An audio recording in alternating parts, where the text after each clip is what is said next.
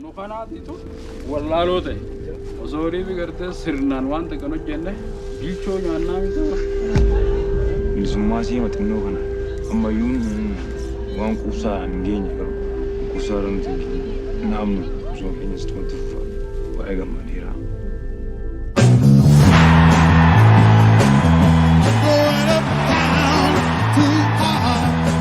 6 weekends of major artists. The Panthers were the security and kids were sitting up on the trees. I was nervous. I didn't expect a crowd like that. Something very important was happening. Har du nogensinde fortalt din livshistorie før? Nej. Vi skal ud. Det er nu. Vildt dårlig samvittighed, at min bror han bliver tilbage. Vi flygtede med menneskesmuglerne. Hi, everyone.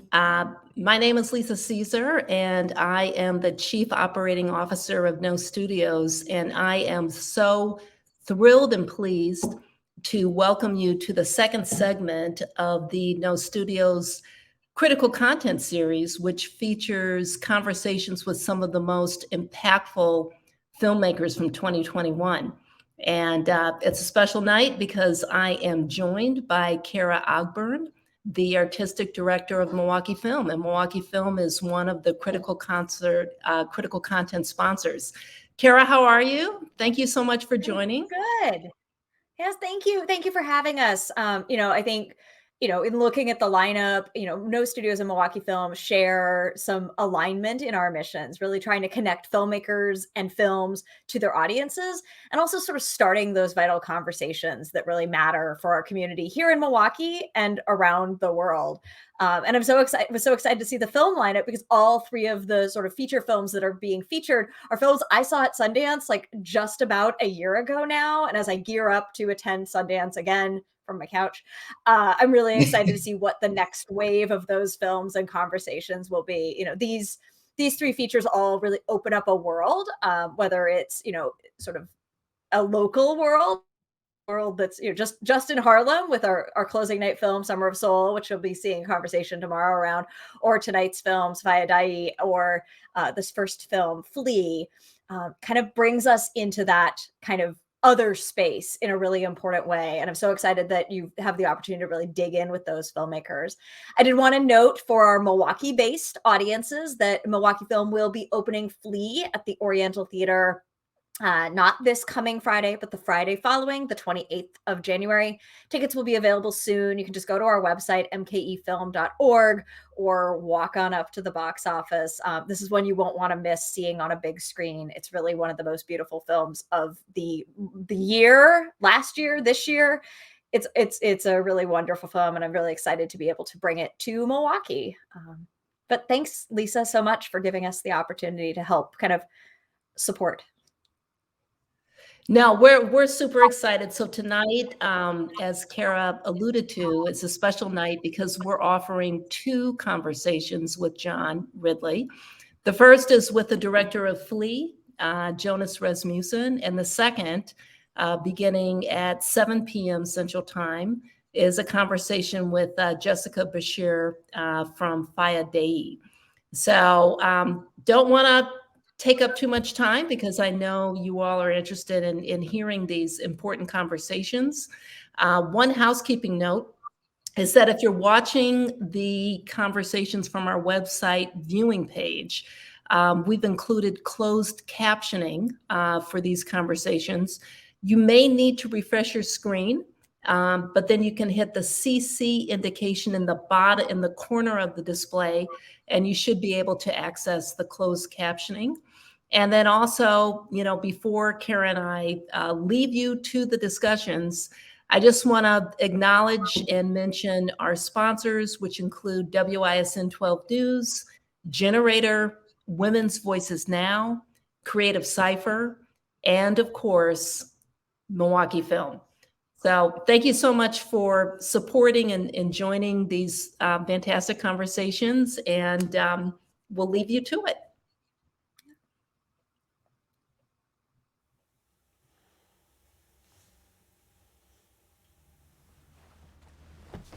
Prøv en lille smule længere op. Meget lidt.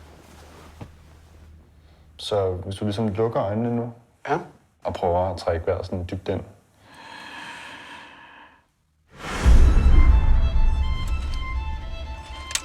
Hvad betyder ordet hjem for dig? Hjem er noget, som er trygt. Kaboul, les attaques des Moudjahidines repris.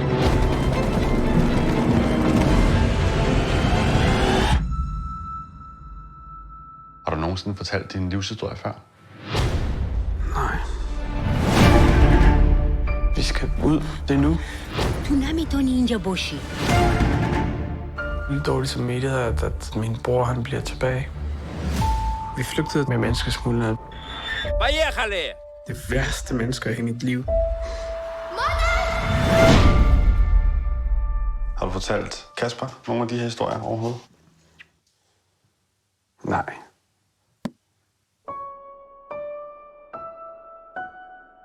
Det tager tid at stole på folk.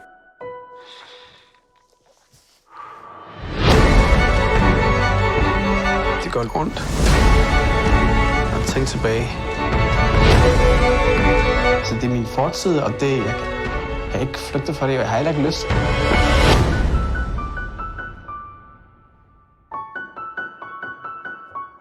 Jeg kan mærke, at der skal ske noget.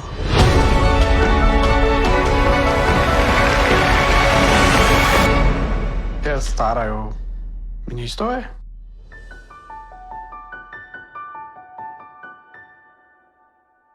Hi, I'm John Ridley, and welcome to Critical Content, a celebration of some of the year's most impactful documentary storytelling.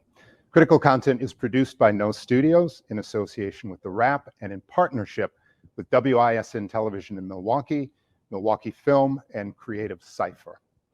The documentary feature Flea was named the 2001 Grand Jury Prize winner at the Sundance Film Festival in the World Cinema Documentary category. And if I were to list all the other awards or nominations that the film has received, I'd probably be sitting here for a good 2 minutes. So let's just say it's one of the most recognized films, not just documentaries, films of the last year. And one critic said that it was an intimate portrait of the lasting traumas of displacement and one of the most humane films of the year.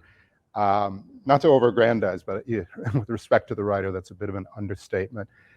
I'm very pleased to be joined by the director of the film, Jonas Rasmussen. Jonas, welcome to the session.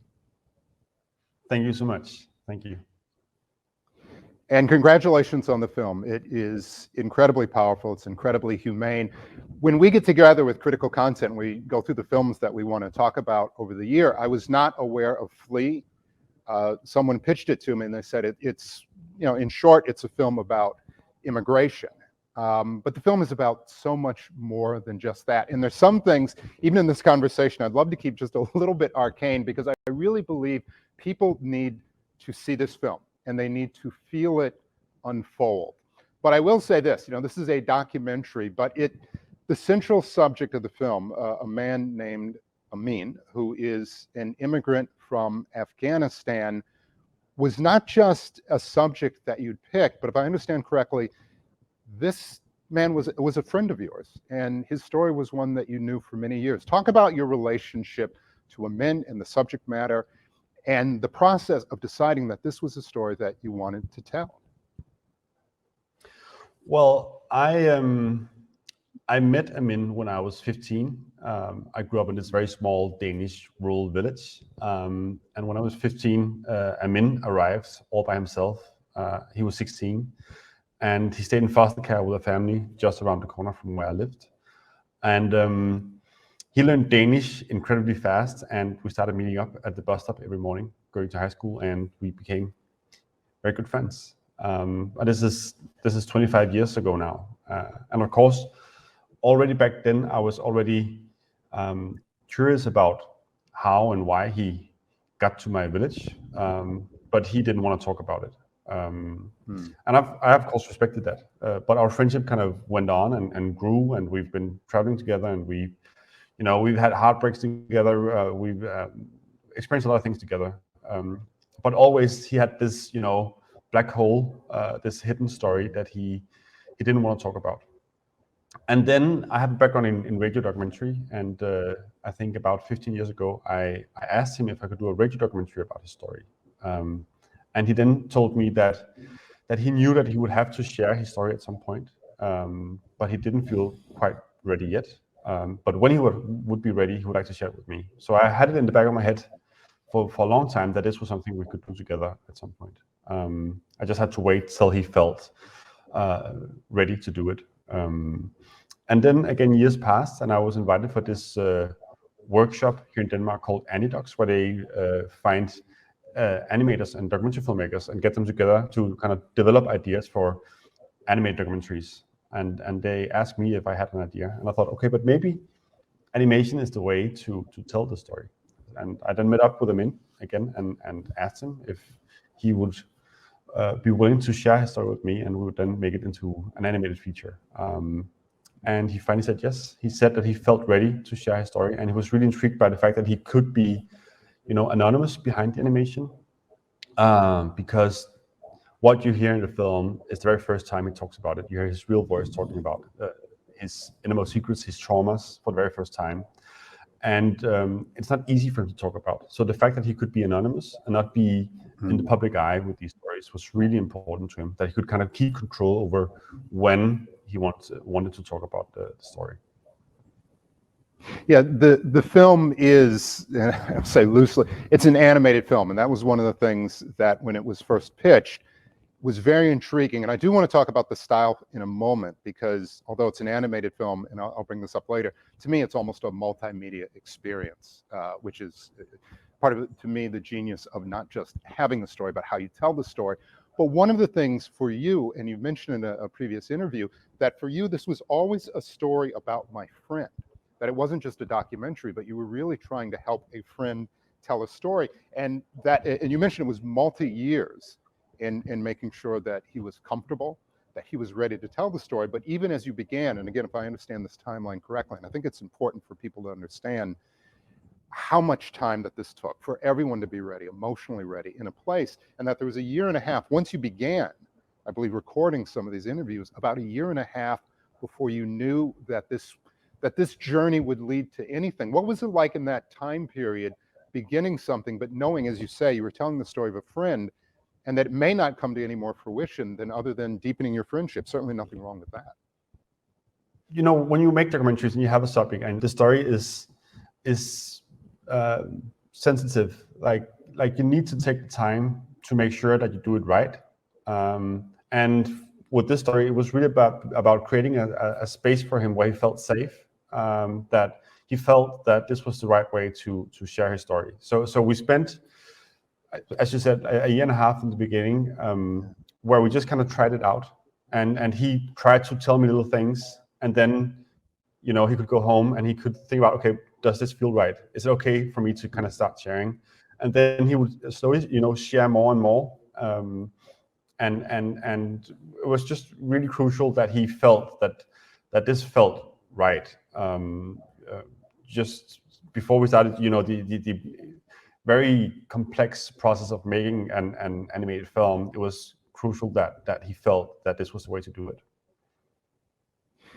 With documentaries, there are times where a documentarian has the pleasure of being objective and slightly removed from their subject. That's one of the things about being a documentarian. In some spaces, you can be removed. You can be a step away. This was your friend. This was someone that you were very close to. From everything you're saying, it wasn't just about you making a film, but allowing someone to tell their story. And I will also say, for those watching, stories. Again, there's so much going on in this film. For you, was it ever difficult making this film because Amin was your friend, because you wanted to honor that friendship and honor his story, but at the same time, you didn't have that slight remove as a documentarian. You were a friend trying to help a friend tell his stories. Yeah, but definitely, there was a lot at stake in this process of making this film, and that made it more difficult. But to me, at least, often when it's difficult, it's really when it becomes interesting. When there's obstacles and you really need to use your you use your creativity to figure out, okay, how do we conquer these obstacles? And so to me, like, making films isn't easy. Like, it's really, it takes time. It's a lot of work and it's difficult, but that's also what makes it profound and interesting to work with. Yeah. Profound and interesting is a great phraseology. As was mentioned, I read a quote from another critic. I've said it myself. This is an amazingly humane film. It is multiple stories. It is not just about immigration. It's about a young man coming from Afghanistan, that harrowing journey, several other journeys, but also a journey of self, identity, perspective. There was something that you said in an interview, and I mean this I mean this very sincerely, and this is a phrase that I think should be stamped on a marker on almost every border in every nation around the world. You said, being a refugee is not an identity, it's a circumstance. This is not a choice, this is an imposition. It's simple and yet it's powerful. For you, was this something that you arrived to, and I don't want to assume that you arrived to it, you may have been someone among many people who was just born with an incredibly humane heart. But do you feel that perspective was maybe something that you arrived to in knowing Amin over these years? Or at the end of telling the story, that there were things that, again, being born with a beautiful heart, we can all learn, we can all understand more.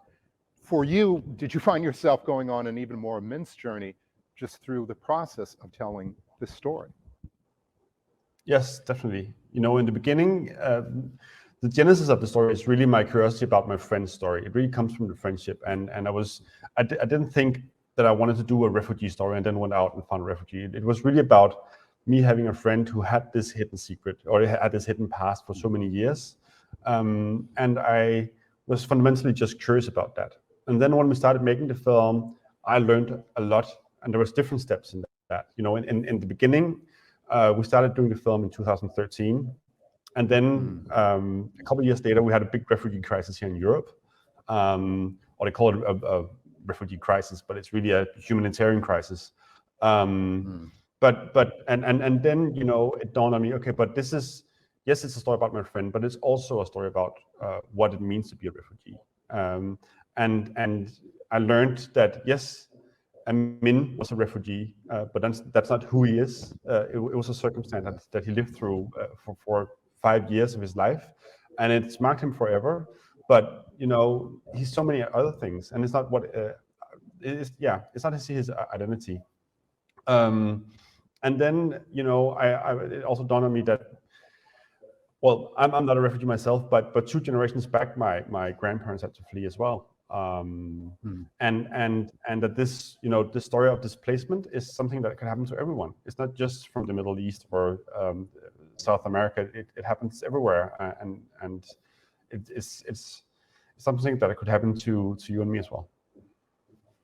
Yeah, and again, your phraseology, I just think, if everyone was aware of that and everybody actually thought that, I think we could do more to solve, as you say, not just a refugee crisis, but a humanitarian crisis. I think it's one thing to have an idea, to have a subject, even to have an amazing story and tell a documentary. That folks do year in and year out, and I deeply appreciate that form of storytelling. Your form of storytelling, and this, we're jumping back a little bit, it is on the surface an animated film. But as I said, to me, this is so much more than just an animated film. And I want to get to some of the aspects of storytelling because it is really remarkable.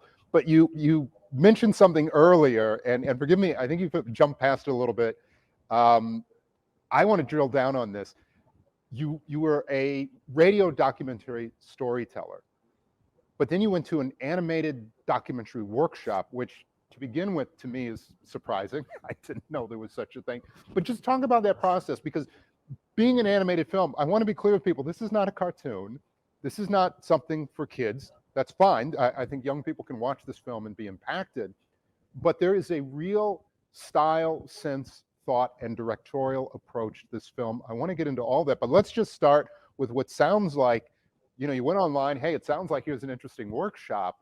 It may be just more than that, but please talk about that and what in that process led you to believe that this is more than just a style of storytelling, but this may be an impactful delivery method for a story that you knew that you wanted to tell.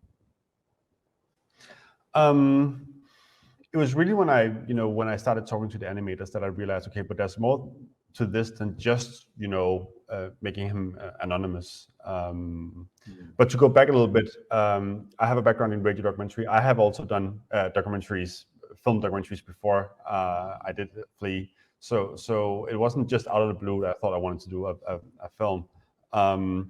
But then this workshop, they gathered, documentary filmmakers and animators, and we just sat down and I kind of in that process realized, okay, but here we can, because Amin's story takes place mostly in the past, so it's really, animation is a really vibrant way to make the past come back alive. We could really, recreate his childhood home, recreate Afghanistan in the 80s and Moscow in the 90s, where it still feels like that. It still feels like Afghanistan in the 80s, and we kind of incorporate, archival footage from that period and take things directly from the archival footage and put it into the animation, draw it. And so it felt like that this is a film that takes place in the real world, even though it's animated.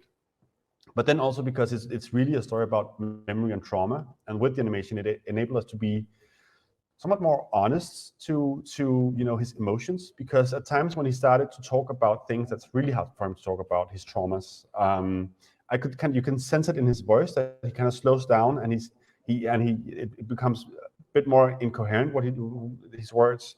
And I thought, okay, but we need to see this in the animation, in the style of animation as well. So we came up with this kind of more expressive, charcoal, black and white kind of animation that was that we wanted to really be more expressive and surreal about these things, because when he starts talking about his traumas, it's not about what things look like anymore. It's about his emotions. It's about being afraid, being scared, being sad. And that was a layer like the animation could bring in that we couldn't do with a camera. Well, it is a very, you talk about trauma, you talk about the challenges, the emotional challenges in telling the story. And for people who have not seen the film yet, you mentioned it's Afghanistan in the 1980s. So it deals with the Soviet invasion. It deals with the war. Once the Soviets pull out, the rise of the Mujahideen, the Taliban, the conscription of young men to become soldiers, the civil war, fighting, death, violence, fleeing the country, arriving to Russia, a whole other story there, and what it's like for the immigrant experience. It is very tough storytelling. But one of the things that I appreciated, again, it's not just animation. It really is multimedia storytelling. So there is animation, there is found footage that is woven in, there is music. One of the things I appreciated, I sat down and I really prepared myself for a difficult story. And one of the first things that happens is, Aha is playing, this young man is listening to music, and you feel an experience.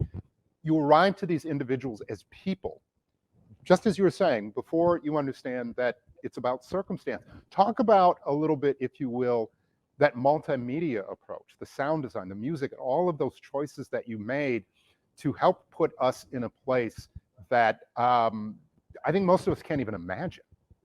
Yeah, but it's true. Like it is a mix of animation, found footage, music, and first of all, this testimony, this real voice that you hear throughout the film, and basically everything kind of came out of that, from the testimony, from his voice. When the music we hear in the film is really, his own playlists, what he listened to on that Walkman back in Afghanistan, and it was one of the first interviews I did with him, and we started talking, and he started talking about this Walkman. And I was surprised that he, listened to the same Norwegian and Swedish pop music that I listened to back home in Denmark. And I thought, okay, but then probably other people will be surprised as well. And I really liked the thought, okay, but let's not arrive to Afghanistan with, a classical Afghani instrument, but doing it with Aha, because that was what he listened to. And I think, because the story is told from the inside of a friendship, I get all these nuances, because in our friendship, we laugh a lot, and we can talk freely about him having a crush on Jean-Claude Van Damme, and all these things that gives a bit of humanity to the story. So you don't feel just the hardship and the harrowing journey he goes through, but you also get all the little kind of touches of humanity and what's really nice in these kind of stories. And I also like when I watch films is when you get to laugh with the subject or the protagonist of the film. That it kind of cracks you open, and it creates a bond between you and the protagonist. And when you have a bond, then you also it generates empathy. So it was really important to have these touches of the friendship in there, so you kind of get these connections throughout the film. Well, I certainly got those, and you mentioned briefly, Amin, there are many journeys that he's taking in this story, and one is towards self-discovery, and there are moments where there are characters, I wouldn't say characters, real life people in Hollywood and Bollywood that you will see interacting with him in his mind, in his imagination, and there is a slyness to that. There is almost a literal wink in some ways that I deeply appreciated, because just as a person, I could relate to that. I could relate to hopes and dreams and an element of self-discovery. And again, that's one thing that I really appreciate about this film. It hits very hard. It's emotionally impactful, but you never lose, even as you say, in something where you're trying to be anonymous in one fashion and help protect the identity of this person. There is so much about identity that comes through, and I appreciate the slyness that goes into that directorial style. And I do want to talk about that for a second, because I felt the film was incredibly well directed. There are, as you say, shifts in the kinds of animation. There's the use of music. There's just little things. You can see even in the animation a bit of a handheld style in some places that gave it a certain life and a feeling. You went through a documentary workshop, but if I understand correctly, this would be the first, call it an animated film that you directed. Can you talk about the process for you, about the real direction of this film, beyond excavating the story, and what was that like, things that maybe you discovered, and even perhaps difficulties in arriving to something that feels so incredibly well formed in its iteration? Yeah, but it was really a journey with the partners I found, with the animation studio, Sun Creature Studios, and I had an animation director, Kenneth, and my art director, Jess Nichols, and we just sat together for a long time and just found references from other films, but also from visual arts, and just tried to find a style of animation that would support what you hear in the testimony. And again, the testimony is really core for everything in the film. And first we did a test, an animation test, where it became a little toony. He had big eyes like you see in Pixar films, and everything became very smooth.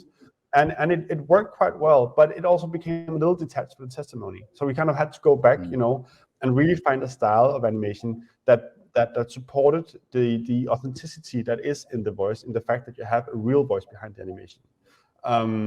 So it was a very steep learning curve for me, because I hadn't tried doing animation before. So I really learning what the process was, and learning the craft. I didn't animate anything myself, but just learning the process of making an animated feature was a quite remarkable experience. And also, especially, this thing that in animation you kind of edit before you shoot, which for someone normally working in documentary or in live action films, it sounds crazy. But because because animation is so expensive, you can't animate 40 hours of material and then edit it down. So first you edit in these very rough storyboards, which gives a remarkable amount of freedom in the process of really making sure that the sequences works, as you could be really precise in your storytelling, which was a really amazing experience. Well, it's an amazing experience to enjoy, maybe the wrong word, but to certainly have wash over you. And the flourishes, you talk about the things that you pulled out of the story in terms of being in service of the story. There are moments, for example, when Amin is on the phone with his brother, and you can hear that sort of heavy telephonic breathing that really puts you in that space. There are moments, as you say, where his voice slows down, and you can hear that emotion that is incredibly powerful. One of the things that I did appreciate, we talked about it being a bit of a multimedia film, but there are moments where you go to real footage. You see the war in Afghanistan, and one is reminded that this is real. This is more than just an animated story. And unfortunately, this is one story. This is one story among so many stories of individuals who had to flee their circumstances. And I deeply appreciate that element of the story of just, you're in it for a moment, just as the story unfolding, and then you're reminded in the most harshest terms that found footage, bodies laying in the street, just how real and how powerful all of this is. So congratulations on that element of it. There's, in and among, as I talk about this story being so powerful, I have one last question for you, and it's a bit of a personal question. Well, just in terms of your personal perspective. There's a saying that goes, history repeats itself. And there's a belief that I have that history doesn't repeat itself, but it rhymes. And I think sometimes we make a mistake when we try to give a one-to-one, oh, well, this was that, and comparing tragedies and things like that. But there's certainly elements of history that repeat themselves. As this film was making its journey into the world, we're seeing a rhythmic repeat of what's going on with Afghanistan. And I don't want to get into the politics of the war, but certainly I think we could have done a better job in terms of being there for people who were there for us in our mission. For you as someone who has been aware of a story among Afghanistan refugees and just refugees in general, but seeing history rhyme, what was it like for you watching this again? What were your feelings? And did you feel a sense of urgency then with this film and getting people to hopefully understand, as you say, that being a refugee is not something that is a choice, but something that is imposed upon people? First of all, it was just heartbreaking and surreal to see.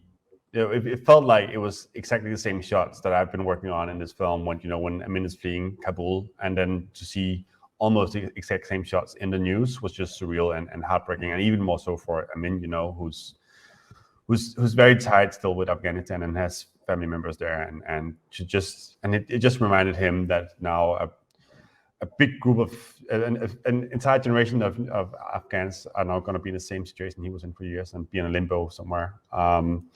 It's just there's an urgency to it. It became sadly relevant, and I really wish it wouldn't be as relevant as it is. But to me, it's just important to show the humane story to it. And I think, I don't know about in the States, but I think most of the world, the refugee story is told quite black and white. So just to give some nuance to it and show the humane part to it, and not going to politics, not trying to do the discussion in politics, but just kind of look at a person's journey and see what it does to a human being to lose your home, was really important to me. It's really important to me. Well, this, you say that, and it is a humane film. This is a humane story. It really is a story about a journey. And there are so many things that are going on with the men. There are so many things that are so beautiful. One of the things that I do appreciate in the storytelling is that you allow a normalization for an individual, and seeing this individual just as a person. And there's some things that are so large and so impactful, but what I appreciate is you treat them as they're just normal, because they are. They are absolutely normal. This is a remarkable film. I will say again, this is a film that people need to experience, because as tough as it is beautiful. You will laugh, you will cry, and you will appreciate. You really will. The name of the film is Flee. It is currently in theaters for everybody who's watching in Milwaukee. I believe it's going to be in theaters January 28th, but we'll make sure that everyone is aware of it, because I want people to see this film. Jonas, thank you so much for taking the time. Thank you so much for sharing this story. And thank you for your artistry. All the best with this film. I don't know that it can be more honored, but I with every honor that is out there, it's deserved, but what this film does is more than just collect awards. It really tells an impactful, beautiful, harrowing story. So congratulations to you. And frankly, I can't wait to see what you do next. Thank you so much. Thank you. And thank you very much. We will be back with another session of Critical Content, Stories That Matter, produced by No Studios. Thank you. There's not a day that goes by that we don't lose friends, fellow filmmakers, and artisans from the film industry. In the last year, one life that was lost that we'd like to honor was that of Diane Wireman. Diane was a tireless advocate for documentary storytelling, and as Chief Content Officer of Participant Media, she was instrumental in bringing such films to life as Collective, Citizen 4, and An Inconvenient Truth. And one title that Diane was still working on up until her death was this year's critically acclaimed documentary feature, Flee. Although Diane will be mourned in the present, her impact on documentaries, storytelling, and cinema will endure far into the future.